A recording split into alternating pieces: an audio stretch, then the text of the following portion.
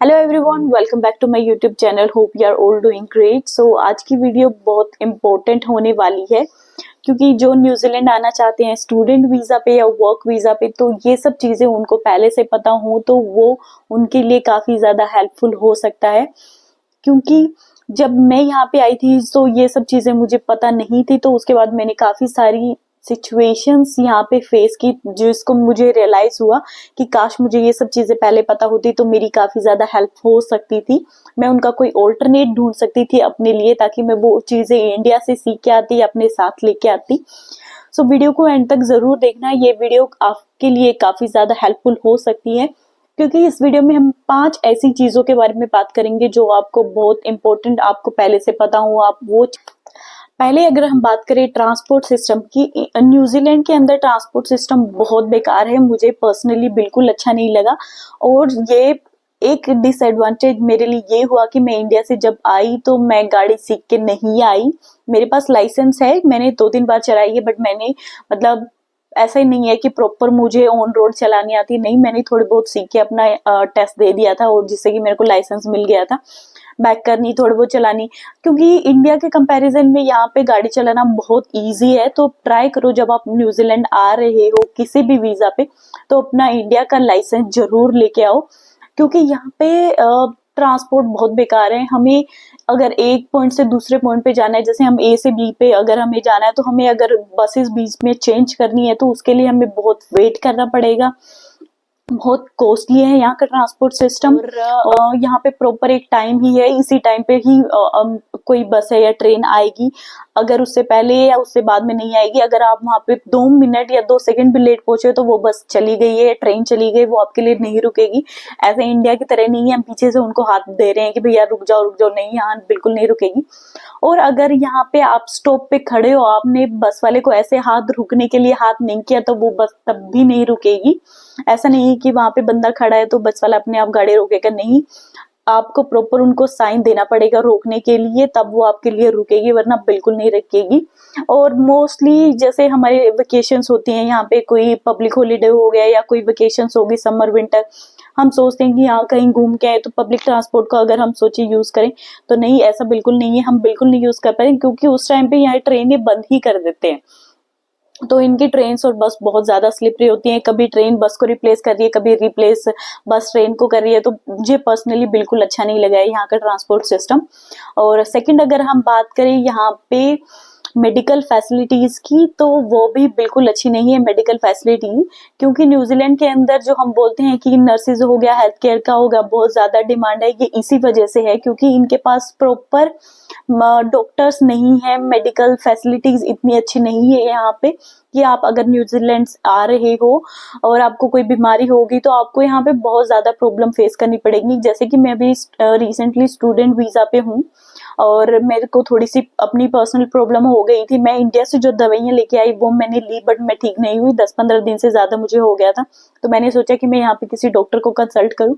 यहाँ पे डॉक्टर्स को जीपी बोलते हैं, उनको पहले आपको रजिस्टर करना पड़ता है खुद को, जैसे कि आपने उनको कॉल किया, उनको ईमेल किया, उनका एक प्रॉपर फॉर्म फिल किया, आपने उनको वो सब फिल करने के बाद वो आपके एप्लीकेशन उनके पास गई, वो आपके एप्लीकेशन को देखेंगे और तब आपको वो एक टाइम लिमिट देंगे कि उस दिन की आपकी बुकिंग हुई है, हम आपको रजिस्टर कर रहे हैं कि नहीं। बट मेरी एप्लीकेशन रिजेक्ट हो गई क्योंकि मैं स्टूडेंट वीजा पे थी और हूँ भी अभी, तो मेरी एप्लीकेशन रिजेक्ट हो गई। तो अगर मैं जीपी को कंसल्ट ही नहीं कर सकती तो मुझे दवाई यहाँ कोई नहीं देगा, क्योंकि यहाँ पे अगर आप किसी मेडिकल पे जाओगे तो वो सिर्फ आपको पैरासीटामोल ही दे सकते हैं, उसके अलावा आपको कोई भी दवाइयाँ चाहिए, आपको कोई भी एंटीबायोटिक्स चाहिए, वो बिल्कुल नहीं देंगे।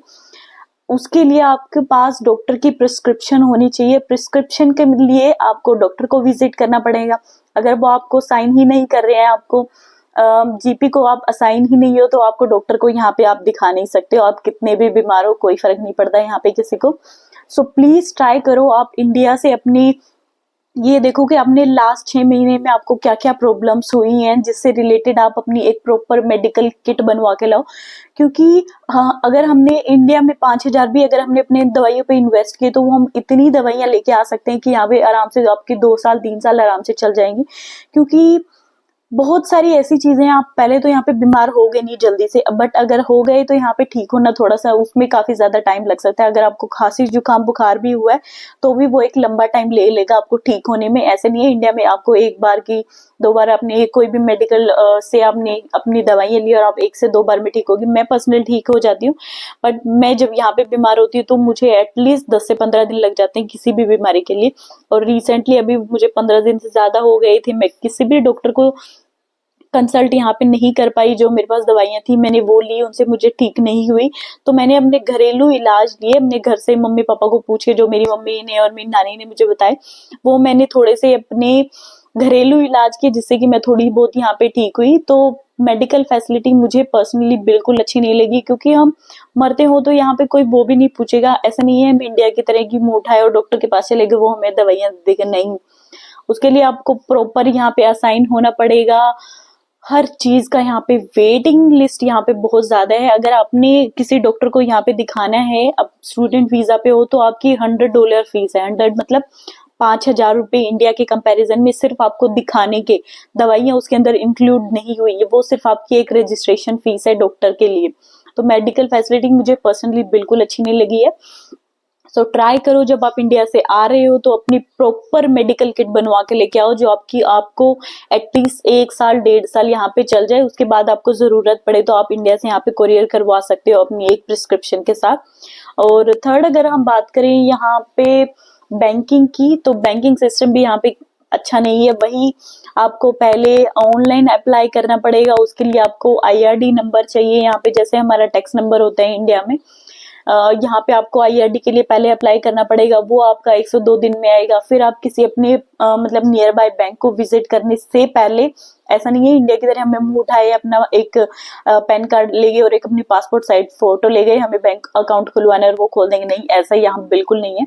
पहले आपको ऑनलाइन बैंक पे अप्लाई करना पड़ेगा, वो आपकी एप्लीकेशन लेंगे, उसके बाद आपको प्रॉपर डेट देंगे, प्रॉपर टाइम देंगे कि उस डेट और टाइम को आप हमारे बैंक को विजिट करो अपने पासपोर्ट अपने वीजा के साथ, तब हम आपका अकाउंट ओपन करेंगे। तो बहुत लंबा प्रोसेस है अकाउंट ओपन करने का भी। और सेकंड, अगर हम बात करें बैंकिंग के अंदर ही सेविंग अकाउंट की, इंडिया के में अगर हमारे सेविंग अकाउंट में पड़े हुए हैं, जैसे हमारा जो हम बैंक ओपन करवाते हैं वो हमारा सेविंग अकाउंट ही होते हैं इंडिया में, उसका हमें हर महीने ब्याज इंटरेस्ट आता रहता है। यहाँ ऐसा नहीं है, यहाँ पे आपने कोई अकाउंट ओपन करवाया उसके अंदर आपके पैसे पड़े हैं, आपके डॉलर्स पड़े हैं, तो आपको कोई इंटरेस्ट नहीं आएगा। अगर आपको इंटरेस्ट चाहिए तो उसके लिए उसका आपको एक और अकाउंट खुलवाना पड़ेगा, जिससे कि आप उसी बैंक का खुलेगा बट दूसरा अकाउंट खुलेगा, जिसके अंदर आप अपनी अमाउंट को ट्रांसफर करोगे। आपको मंथली आपका इंटरेस्ट आएगा, ज्यादा इंटरेस्ट नहीं आता है इंडिया के कंपैरिजन में, यहाँ पे बहुत कम है। अगर आपके सपोज 10,000 अकाउंट में पड़े हैं तो आपका मंथली $10 या $12 ही आपका इंटरेस्ट आएगा। इंडिया की तरह बिल्कुल नहीं है कि आपने, अगर आपके यहाँ पे 1,00,000-2,00,000, क्योंकि इंडिया में $10,000 1-2 लाख से ज्यादा ही होते हैं, उतने आपके पड़े हैं तो आपका अच्छा खासा ब्याज आता है, बट इंटरेस्ट आता है। यहाँ पे ऐसा बिल्कुल नहीं है। तो यहाँ पे बैंकिंग सिस्टम भी मुझे इतना कुछ खास अच्छा नहीं लगा, कोई इंटरेस्ट नहीं देते, इतना लंबा पीरियड है टाइम का, तो बिल्कुल अच्छा नहीं लगा। और फिर अगर हम बात करें यहाँ पे मोबाइल्स की या कार्स की, तो वो भी इंडिया के कंपैरिजन में बहुत ज्यादा कॉस्टली है। यहाँ पे पहले तो आप सीख के आओ कार, अगर यहाँ पे आपको लेनी है, क्योंकि जब आप न्यूजीलैंड आ गए हो किसी भी वीजा पे तो आपको गाड़ी मस्ट है यहाँ पे। जब आप अपनी वर्क वीजा पे आते हो, जब आप फुल टाइम काम करने की बात आती है, तो यहाँ पे उनको फुल न्यूजीलैंड का ड्राइविंग लाइसेंस चाहिए ही चाहिए होता है किसी भी जॉब को अप्लाई करने से पहले। क्योंकि जब आप सीख पे इंडेड पे जब जॉब अप्लाई करते हो तो वहाँ पे पर्सनली लिखा आता है कि आपके पास कौन सा ड्राइविंग लाइसेंस है। आपके पास न्यूजीलैंड का रिस्ट्रिक्टेड है, फुल है, तो आपको उसको टिक करना पड़ता है। अगर आपके पास फुल है तो आपको प्रेफरेंस दी जाएगी, क्योंकि उनको बंदा चाहिए जो वीकेंड्स पे काम करे, उनको जल्दी कॉल करे या लेट नाइट कॉल करे, ओवर टाइम करे, तो उनको इस टाइप का बंदा चाहिए होता है। तो उनके लिए उनको फुल ड्राइविंग लाइसेंस चाहिए होता है। उनको खुद को भी पता है कि न्यूजीलैंड का ट्रांसपोर्ट सिस्टम बहुत बेकार है, तो आपके पास आपका पर्सनल व्हीकल्स होना बहुत जरूरी है। और गाड़ी तो यहाँ पे बहुत मस्ट है, बट गाड़ी इंडिया के कंपैरिजन में आप बहुत इजीली यहाँ पे ले सकते हो। ऐसा नहीं है कि आपको एक गाड़ी लेने के लिए 5-6 साल की किस्तें भरनी पड़ेंगी, नहीं। अगर आप न्यूजीलैंड में अच्छा खासा कमा रहे हो तो आप 1 महीने में अच्छी खासी गाड़ी ले सकते हो, 1 महीने की सैलरी से। तो बट अगर आपको गाड़ी घर में खड़ी करनी है तो उसके लिए आपको अलग से इंश्योरेंस पे करना पड़ेगा न्यूजीलैंड के अंदर, क्योंकि यहाँ पे गाड़ियां बहुत जल्दी चोरी हो जाती हैं। तो आपको घर खड़ी करने के लिए भी आपको एक पर्सनल इंश्योरेंस यहाँ पे होता है। हर आपको वीकली पे करना है, मंथली पे करना है, फोर्टनाइट पे करना है, तो वो सब सिस्टम आपको यहाँ पे मिलेगा। और बट आपको इंश्योरेंस यहाँ पे लेना ही लेना पड़ेगा, क्योंकि यहाँ पे गाड़ी बहुत इजीली चोरी हो जाती है। अगर आपने लगातार 2 से 3 दिन रोड पे खड़ी की है, जो आपका ऑन रोड गाड़ी है, घर अगर आपका ऑन रोड है, तो तीसरे दिन आपकी गाड़ी यहाँ पे चोरी हो जाएगी। इतनी इजीली यहाँ पे गाड़ी चोरी हो जाती है। तो हर बंदे के का यहाँ पे अपना कार का इंश्योरेंस होता ही होता है। और अगर फिर हम बात करें मोबाइल्स की, मोबाइल्स का भी यहाँ पे कुछ मुझे ज्यादा अच्छा नहीं लगा, क्योंकि हमारे इंडिया में क्या होता है, हम 3 महीने का हमने इंटरनेट पैक लिया, हमारा हर रोज हमें 1 से 1.5 GB नेट मिलता है। बट नहीं, यहाँ पे अगर अपने $20 का या $45 का, यहाँ पे मैं जो पर्सनली करवाती हूँ वो $20 वाला है, तो उसके अंदर क्या होता है कि आपको सिर्फ 1.5 GB नेट मिलेगा पूरे महीने का। अब 1.5 GB हम इंडिया में एक दिन में खत्म कर देते हैं, बट यहाँ पे पूरे महीने का आपको 1.5 GB नेट मिलेगा। तो वो भी मुझे बिल्कुल अच्छा नहीं, क्योंकि हम कहीं बाहर जाते हैं तो हम ऐसे सोच सोच के फोन यूज करना पड़ता है हमें। ऐसा नहीं कि हम जैसे भी कोई भी हमने यूट्यूब चला ली, इंस्टाग्राम चला लिया या फेसबुक, हम मतलब ट्रेवल कर रहे हैं तो सोच रहे हैं कि टाइम पास के लिए देख ले, नहीं है देख पाओगे आप, क्योंकि आपके पास इंटरनेट ही नहीं होगा। और बहुत ज्यादा कॉस्टली है इंडिया के कंपैरिजन में। तो बहुत सारी ऐसी चीजें हैं जो यहाँ पे बहुत कॉस्टली है, क्योंकि जो इंडिया में चीजें सस्ती है वो यहाँ पे महंगी है, और जो इंडिया में महंगी है वो यहाँ पे बहुत सस्ती है। तो उल्टा सिस्टम है यहाँ पे। बट आप यहाँ आने से पहले ट्राई करो, ये सब चीजें लेके आओ अपने साथ। मेडिकल किट मैं बोलूंगी कि प्लीज जितनी ज्यादा हो सके अपने साथ दवाइयां लेके आओ। कितनी भी दवाइयां लेके आ सकते हो न्यूजीलैंड, इंडिया से कोई आपके पास रिस्ट्रिक्शन नहीं है। बस आपके पास एक प्रॉपर प्रिस्क्रिप्शन होनी चाहिए डॉक्टर की, और कितनी भी दवाइयां आप लेके आ सकते हो। अपना ड्राइविंग लाइसेंस जरूर लेके आओ। अगर आपके पास इंडिया के ड्राइविंग लाइसेंस नहीं होगा तो यहाँ पे थोड़ा सा लंबा प्रोसेस हो जाएगा। बट अगर आपके पास इंडिया के ड्राइविंग लाइसेंस है तो आपको एक सिर्फ थ्योरी टेस्ट देना है और प्रैक्टिकल देना है, जिससे आपको न्यूजीलैंड का फुल लाइसेंस मिल जाएगा। और ट्राई करो कि अपनी सेविंग्स इंडिया वाले अकाउंट में भी रखो, ताकि आपको ट्रांसफर करने में दिक्कत ना हो। क्योंकि आपको अगर यहाँ के अकाउंट में है, आपने एफडी वगैरह करवा ली और आपको इंस्टेंट पैसे चाहिए, तो उसके लिए बहुत लंबा वेट हो जाता है।